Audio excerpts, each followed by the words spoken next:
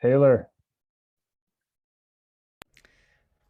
Thanks for doing these. Sorry I was late. I was caught in the Zoom kerfuffle crosshairs there, so I'm glad Oh, to be yeah. here. Glad you're here too. Where are you based, by the way? I'm in Tucson, Arizona. Houston. All right. Yeah. So I was trying to figure out what my question is. It's very, very hard for me. I think it's somewhere in between the island A, island B problem of like, am I too specific in my niche? And I know I'm supposed to be, but then I worry that when I'm trying to actually craft my marketing um, or my language around like Hi there, Tad Hargrave from survey Marketing for Hip. try to like survey people. I don't know how to frame the question. Okay. So my industry is dream work, and it's a very rich field. And I really want to work with people from an artistic lens. So where we're doing dream work in order to explore artistry, in order to do like the big deep work um, that can go in a lot of directions. So I'm trying to like simplify to that point of contact. So Nice. I'm struggling with the language around the problem because I'm getting a lot of feedback that I need to be very clear and specific about my problem and not make the assumption that my clientele is going to understand all the ins and outs of the specifics of my jargony field. Right.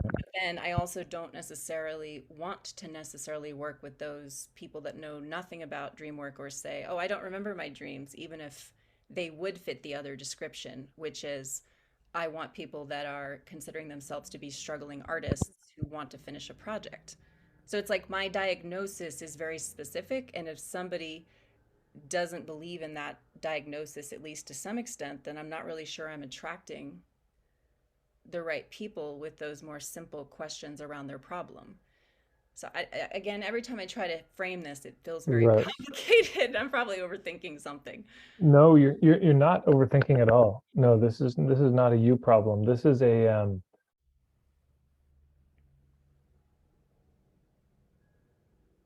yeah, I think it's just that you've got the wrong formula and you're trying to make this formula work, but it actually just doesn't in this case.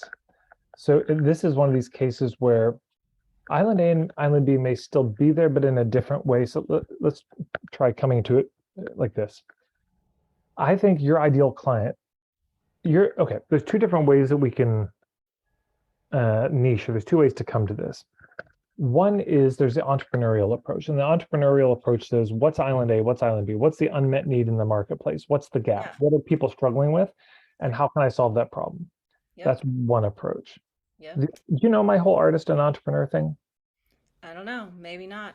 Okay, so if you go on YouTube and you search Tad Hargrave artist entrepreneur, you'll see at Okay. least two videos on this, which will delve deeper. But then there's the artist, and the artist doesn't start with what's the problem. The artist, it starts with something they want to create.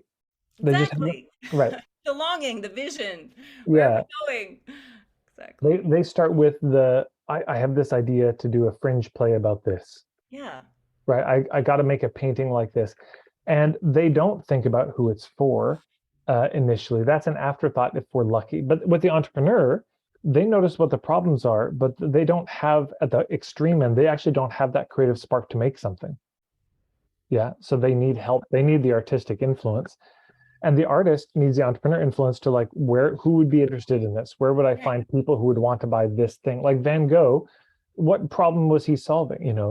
You could say, well, he was solving a problem of a lack of beauty and color in people's lives, but it's a stretch. Right. Right. And that's not a headline people are going to respond to. Is there not enough beauty and color in your life?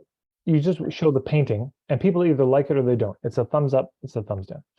So in this case, I think you've got the artist thing going on. You have something that you've created that's very unique. You woven together, as I heard it, art making, dream work, and then something And nebulous. solving the big cultural trouble, like all the isms out there, like Okay, let's create let's go and talk about dream work that's about like let's face the racism within, or let's right. address colonization through our dreams, but Okay. how do you market that? So it's kind of art, dream work, and culture. Yeah. So we can imagine that as a Venn diagram. So here's who your ideal client is. Your ideal client is somebody who would look at that Venn diagram and say, "Oh my fucking god." Exactly, like heart bursting. Oh my God, my people! Yeah, that's exactly it. And then but it's not quite a binary, because there might be somebody who just sees two of them. It's like, wow, art and culture work. I'm drawn to Right. that. Art and dream work, and they haven't thought about the other one. So that's not quite as much a bullseye, but still good. And then you might get people who are just into any one of those three, and they still draw. That's like Sure. three rings out, right? But we'll focus on this. So then the question is, where do you find people who are now, right? Okay, and there's two ways to say. One is you could say, where would I find struggling artists who are struggling, they're a little creatively blocked up, they're um, feeling a Hmm. little stagnant, and so you say, where do I find them? Well, wherever you find artists, you'll find them. So you go speak to a group of artists, and in front of them you say, here's my approach to art: is I also weave in dream work, and I weave in dream work, and I also weave in the cultural stuff, right? Hmm. But then so actually there's three things you could do. You could do that. Second is you could go to a dream work group, Hmm. and you could say, I've found that if you pair dream work with art and the cultural work, here's what happens. And of course, Yeah. third, you could go to people who do cultural work and you say, I think two of the things that are missing are art and our relationship to our dreams and that. And so in each group, you're asking for a different set of hands to go up. With the artist group, you say, raise your hand if you're really interested in what I said about dreams and culture work. Okay, go meet me in the corner and talk to me. In the dream circle, you say, raise your hand if you're interested in the art and cultural work I was talking. You see what I'm saying? Hmm. So then you have three sets of hubs. Hmm. And so then you just try to get in front of each of those hubs. Now, and again, if you can find a hub that has any of those two together or all three of them together, beautiful. I mean, all three together, less likely, but you may find some where they've actually combined two of them. And Yeah, then that it's could, already starting to happen. I know there's places where people are doing all three or at least two. yeah. So I wouldn't worry about it because, okay, so for example, I've got this mug that was made by my dear friend Yvonne Smolders from Black Diamond, Alberta, who's an incredible potter. And just on my way out to BC, she gifted me with this mug, so it's now my favorite mug. And here's the thing: when you see this mug, you either kind of like it or you don't, and there's not much I can do about that. Hmm. So this is the difference in some ways between selling products and services. With a service, they can't see it, touch it, hold it. So you have to use the words to help them understand this the whole journey you take people on. Yeah. And with a product though, here's a photo. Here's the product. Hold it. And yes, you can educate them as to what went into it, which is important. Here's the materials, here's the ethics. All of that matters, but fundamentally, like I got this vest from a company called Filson in, you can't really see it, but it's a wool vest from this company Filson. And I just saw a friend wearing it, and I said, "Where do I get one of those? That's amazing." Hmm. And it was just like that. So it's good to know which one you have. Are you selling the journey, or are you selling the boat? Because sometimes we're selling a very specific journey, back pain to no back pain, etc. Sometimes we're selling a boat that people could use for multiple journeys. And if you're selling the boat, do that. And if you're selling the journey, sell that. Now, of course, you do have a bit of a journey, which is it might be that there are artists who feel kind of at some level unfulfilled. They feel like art has become this kind of, self-indulgent, narcissistic exercise, and they're really wanting their art to be deeper. They feel like art has become maybe shallow. So that could be in some ways connected to the journey. But again, it may not just be artists that are your target market. It might be these dream workers who want to get into art and start using that. And it might be the cultural workers who are wanting to go deeper in these other elements. So there's that possibility. Now, Nala, you've raised your hand, and I imagine maybe you have something to say on this matter, or no? Or you just have another question? It's just interesting. I see a correlate, like Nala has does this cultural work, and so there's a similar thing of, could I work with holistic practitioners and healers who are interested in weaving in this deeper cultural grief work, ceremony stuff into their work? Yeah, there was another video I saw, or not, I know of Nala because I'm also part of the ancestral medicine network Ah, okay. people. Like, I'm not a practitioner, but I'm very like plugged into that community. So when I saw Nala, I was like, and you asked your question, I was like, yes, this is the question. Because I I have, felt the same way. Yes.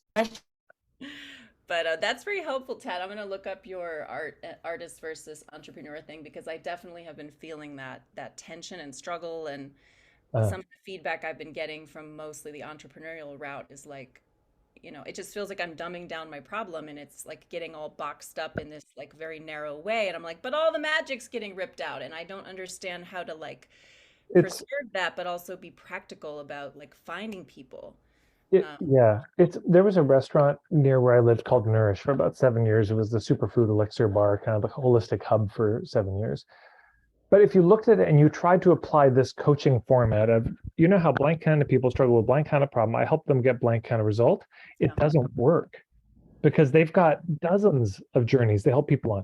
There are old people coming there because they have heart issues and they think this is a healthier diet, so they do that. There are the yogis who are coming. There are the foodies, they're just who want a different palette of food and want to explore this whole raw vegan, interesting thing.